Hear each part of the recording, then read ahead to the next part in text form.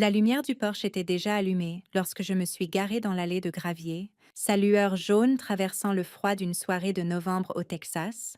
Pendant un instant, cela paraissait presque chaleureux, presque accueillant, comme la maison d'enfance dont je me souvenais, celle que j'avais protégée depuis des milliers de kilomètres de distance. Pourtant, même assise là dans ma voiture, avec le moteur qui cliquetait doucement, je sentais le vieux poids oppresser ma poitrine. À l'intérieur de cette maison se trouvait la famille, et la famille signifiait l'appartenance. Du moins, c'est ce que je ne cessais de me répéter. La vérité était plus simple et plus dure. Plus je me rapprochais de la maison, plus j'avais l'impression de m'en éloigner. Je m'appelle Emily Carter, j'ai 32 ans, capitaine dans l'armée des États-Unis. J'ai passé plus de fêtes dans des tentes au milieu du désert qu'à des tables de salle à manger. Plus de nuits sous des cieux étrangers que dans le lit où j'ai grandi. Mais chaque mois, au cours des 8 dernières années, depuis chaque déploiement, j'ai viré la plus grande partie de ma solde ici, dans cette maison même. Hypothèque, facture d'électricité, même la voiture que Daniel conduisait quand sa dernière entreprise s'est effondrée. Mon salaire maintenait les lumières allumées, le toit solide. Ce soir, j'entrais dans la lueur de ces mêmes lumières. Quand j'ai ouvert la porte, l'odeur m'a frappé en premier. Dîne de rôtier, petit pain beurré, cannelle d'une tarte qui refroidissait sur le comptoir. La salle à manger scintillait sous le doux vacillement des bougies, la table dressée avec la belle porcelaine, l'argenterie polie jusqu'à briller. Cela ressemblait à une photo sortie d'un magazine, un tableau parfait pour Thanksgiving. Pendant une seconde, je me suis permis de croire que c'était ça, que c'était l'année où je serais enfin plus que la fille en uniforme, plus que celle qui était toujours absente. Peut-être qu'après toutes ces années de sacrifice, il me regarderait et verrait quelqu'un dont il pourrait être fier. Mais la scène a changé au moment où j'ai franchi le seuil. Ma mère a à peine levé les yeux de la cuisine, marmonnant quelque chose à propos du courant d'air de la porte. Mon père a jeté un regard par-dessus moi vers l'allée, et puis j'ai entendu l'acclamation. Le voilà, Daniel, mon frère cadet, entrant d'un pas nonchalant avec les mains vides et son sourire insouciant habituel. Mes parents se sont précipités vers lui, enroulant leurs bras autour de ses épaules, comme si le héros de la soirée était arrivé. Je suis restée là, tenant encore la tarte que j'avais achetée en chemin, et j'ai regardé les embrassades, les rires. L'admiration se déversait sur lui. Daniel, qui n'avait jamais payé une facture, jamais gardé un emploi longtemps, jamais affronté quoi que ce soit de plus dur que ses propres projets ratés. Il s'y prélassait, comme toujours, tandis que je transférais la tarte d'un bras à l'autre. Invisible. C'est étrange comme le silence peut rugir plus fort que des coups de feu. J'avais mené des soldats à travers des embuscades et des attaques au mortier, mais rien ne m'avait autant déstabilisé que cette simple absence. Un accueil manquant, un regard manquant. La table rayonnait de gratitude, mais rien ne m'atteignait, et donc je me suis assise au bout, j'ai souri poliment, et je me suis raconté le même mensonge que chaque année. Ce soir sera différent. Mélissa m'a frôlé en passant pendant que nous commencions à mettre la table, sa voix assez basse pour ne pas perturber les rires qui venaient du salon. « Tu as payé l'hypothèque ce mois-ci? N'est-ce pas ?» a-t-elle demandé, comme quelqu'un demanderait si j'avais pensé à prendre du lait. Pas de malice, pas de gratitude, juste une supposition aussi routinière que la respiration. J'ai hoché la tête sans lever les yeux. Les assiettes pesaient lourd dans mes mains, non pas à cause de leur poids, mais à cause de ce que portait la question. 8 ans? 8 ans à virer mes chèques de solde depuis des bases outre-mer, depuis des avant-postes dans le désert où le vent m'écorchait la peau à vif. 8 ans à voir mes hommes s'endormir en gilet pare-balles pendant que je restais sous une lanterne à remplir les formulaires qui transféreraient presque chaque dollar gagné ici, dans cette maison, à cette famille. Je me souviens de la nuit où la facture de l'opération de mon père est arrivée. J'étais en Afghanistan, accroupie près d'une radio, encore tremblante après l'explosion d'un engin explosif improvisé qui avait secoué notre convoi des heures plus tôt. La connexion était grésillante, mais j'ai réussi à lire les numéros, m'assurant que l'hôpital soit payé en totalité. Je n'ai pas dormi cette nuit-là, mais je savais que mon père se réveillerait pour une nouvelle journée. Et Daniel, mon Dieu, Daniel. Sa voix m'était parvenue aussi par appel satellite, non pas pour demander si j'allais bien, mais pour supplier pour un autre prêt. Une idée de food truck, une application qui n'avait jamais quitté le carnet de croquis, des crypto-monnaies qui disparaissaient aussi vite que le soleil du désert. À chaque fois, j'envoyais l'argent, et à chaque fois, quand ça échouait, Nos parents lui tapaient dans le dos, l'appelant visionnaire, entrepreneur, notre espoir pour l'avenir. Pendant ce temps, quand je rentrais avec une médaille épinglée à mon uniforme, mon père ricanait.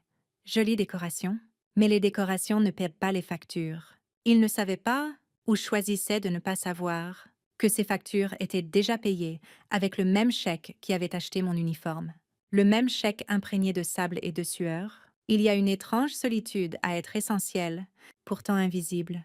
Il s'appuyait sur moi chaque mois, chaque urgence. Pourtant, il parvenait à me traiter comme l'enfant qui ne comprenait pas le monde réel. Ce soir, assise à leur table à nouveau, j'ai réalisé à quel point cette faille était profonde, celle entre ce que je donnais et ce qu'il choisissait de voir.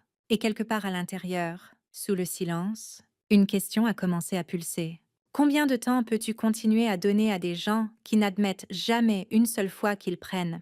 La table se remplissait lentement, les chaises grattant contre le bois, le bourdonnement de la conversation s'installant comme un faible courant sous le ventilateur de plafond, les assiettes passaient, les mains se croisaient.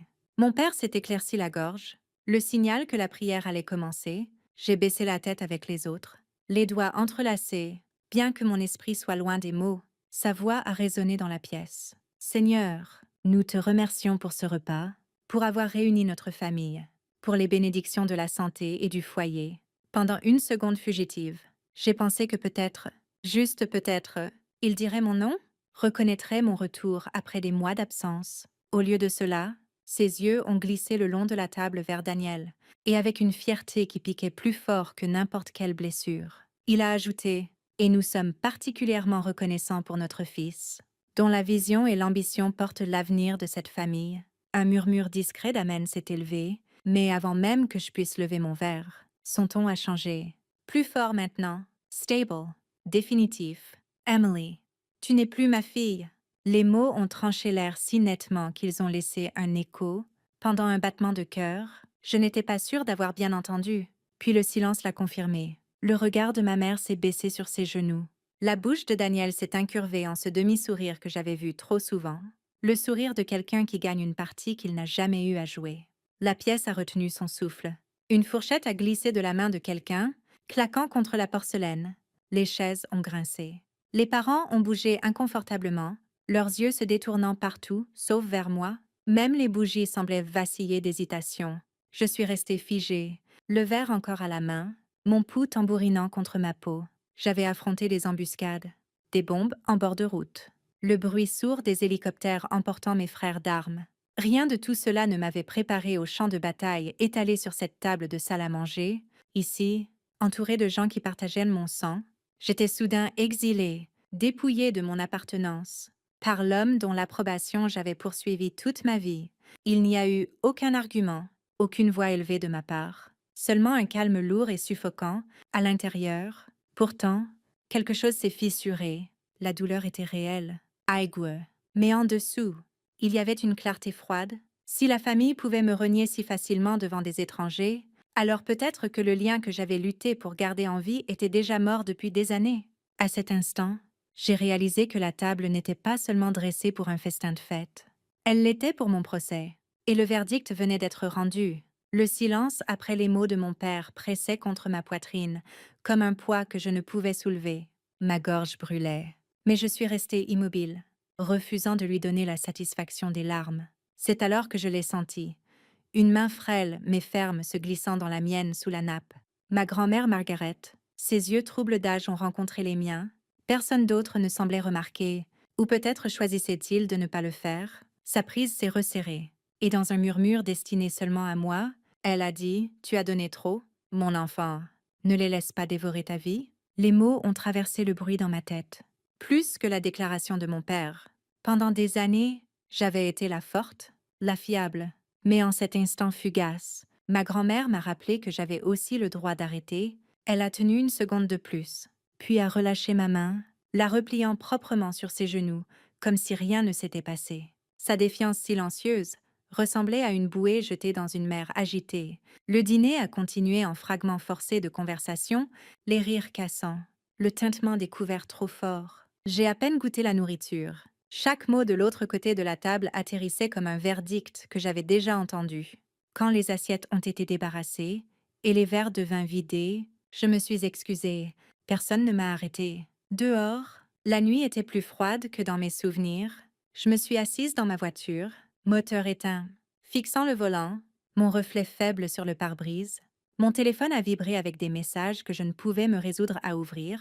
Au lieu de cela, j'ai fait défiler jusqu'à un numéro que je n'avais pas appelé depuis des mois. Le Major Miller, mon ancien commandant, il a décroché à la deuxième sonnerie. Sa voix stable, familière. « Capitaine Carter », a-t-il dit, avec un demi-rire dans la voix. « Je ne m'attendais pas à entendre de vous ce soir. » Pendant un moment, je n'ai pas pu parler. Quand je l'ai enfin fait, ma voix s'est brisée. Je lui ai raconté ce qui s'était passé, pas chaque détail, mais assez. Les mots ont dégringolé comme du sable à travers des mains fatiguées. Il y a eu un silence à l'autre bout. Puis sa réponse, « En combat, vous saviez toujours quand retirer votre unité pour sauver des vies, mais avec votre famille. Emily, vous n'avez jamais appris qu'en battre en retraite pour vous sauver vous-même. » Cela a atterri comme un ordre que je n'avais pas voulu, mais dont j'avais désespérément besoin. En guerre, la survie dépendait de la stratégie. En famille, peut-être aussi. Quand l'appel avec le Major Miller s'est terminé, je suis restée assise dans le noir, ces mots résonnant dans mes oreilles. « Battre en retraite pour vous sauver ?» J'avais toujours pensé que la reddition était une faiblesse. Mais peut-être que parfois, c'était la seule façon de survivre.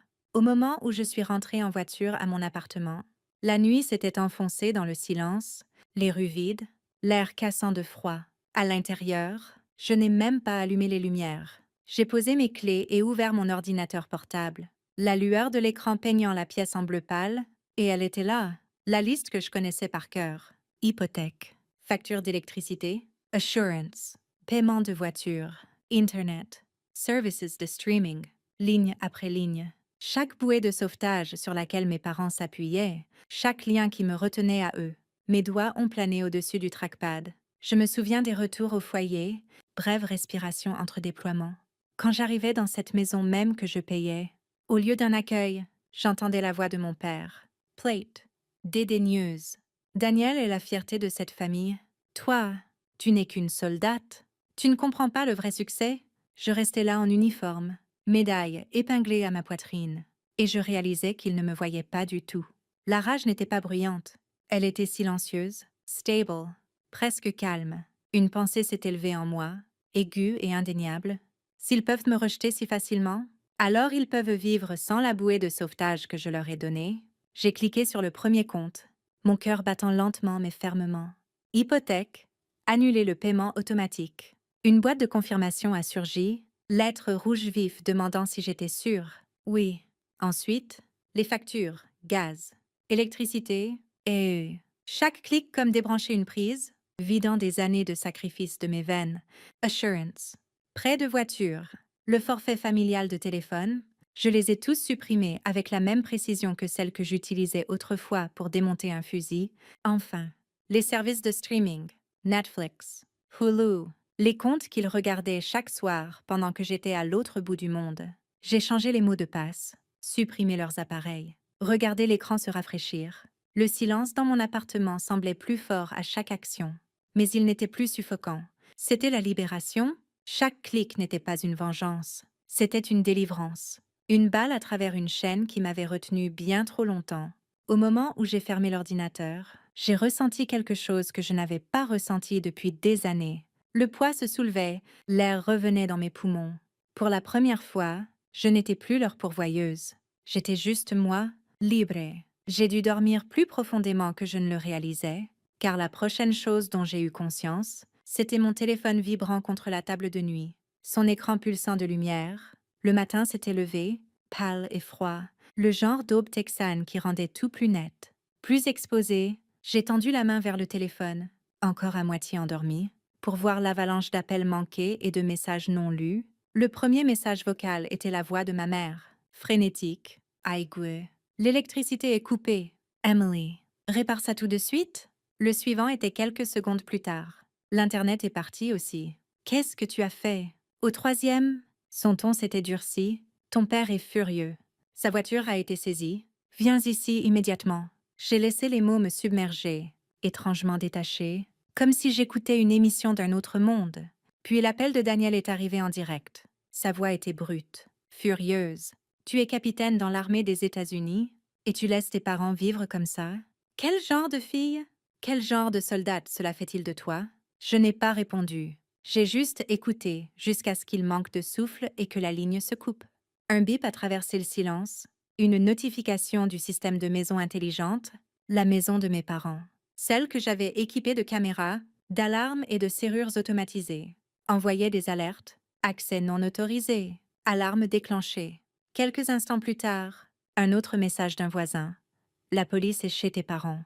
Tout va bien? J'ai ouvert le flux en direct. L'image a vacillé, puis s'est stabilisée. 2 officiers se tenaient dans le salon. Mon père rouge de visage et gesticulant sauvagement. Ma mère serrant un téléphone comme une bouée de sauvetage. Daniel arpentant l'arrière-plan en criant à quiconque voulait l'entendre. L'alarme ululait encore faiblement. Un sirène aigu qu'il ne pouvait pas faire taire parce que les codes étaient tous à moi. Pendant des années, j'avais été l'invisible, la pourvoyeuse silencieuse.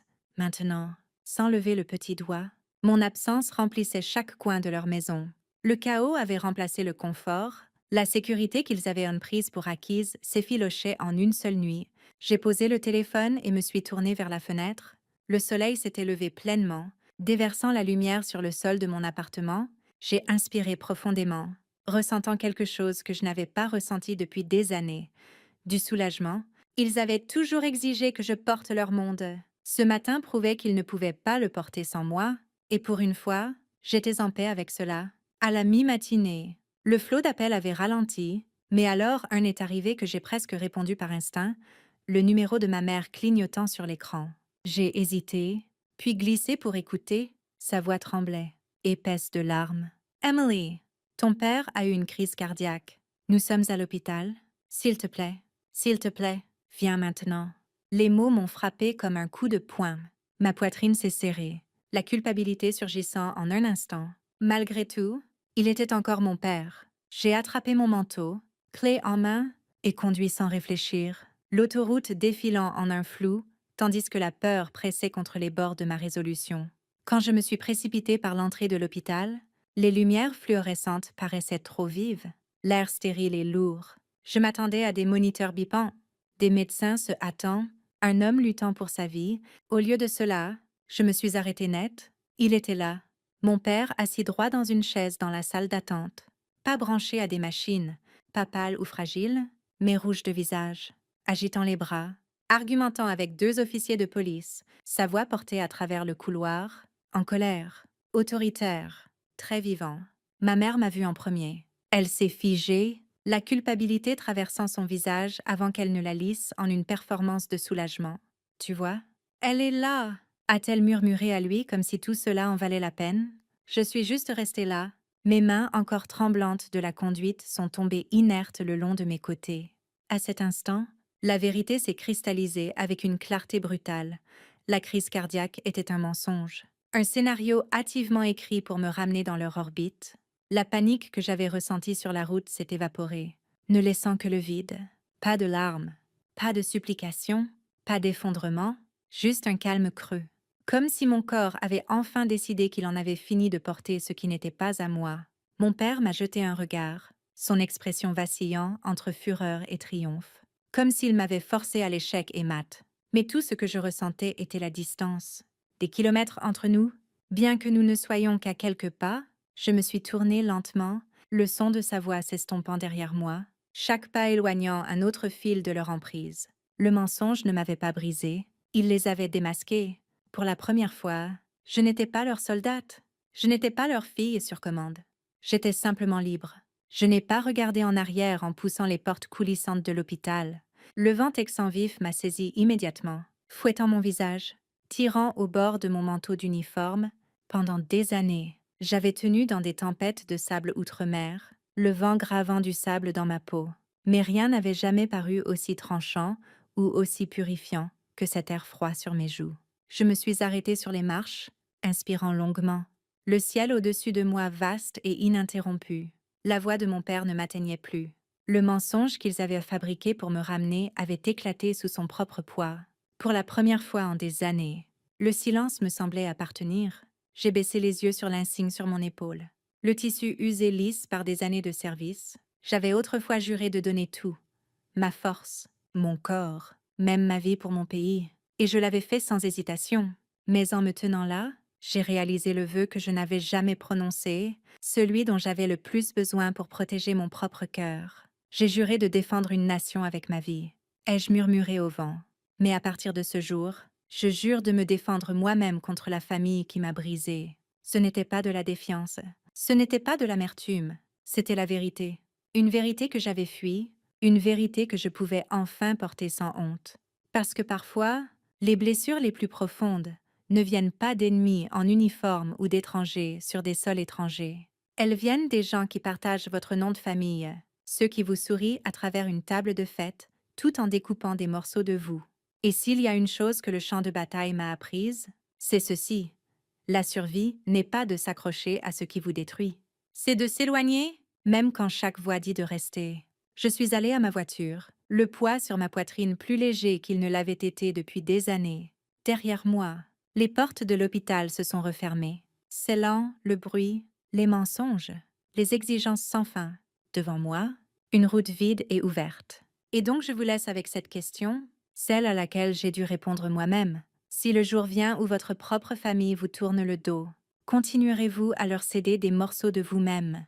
Ou choisirez-vous enfin la liberté? Cette histoire a peut-être touché quelque chose de profond en vous. Avez-vous déjà affronté un moment où la famille vous a blessé plus que des étrangers ne le pourraient? J'aimerais entendre vos pensées. Partagez vos sentiments dans les commentaires et dites-nous d'où dans le monde vous regardez. Votre voix compte ici. N'oubliez pas de vous abonner à Rêve de vengeance pour plus d'histoires qui révèlent les liens qui unissent et le courage de les briser.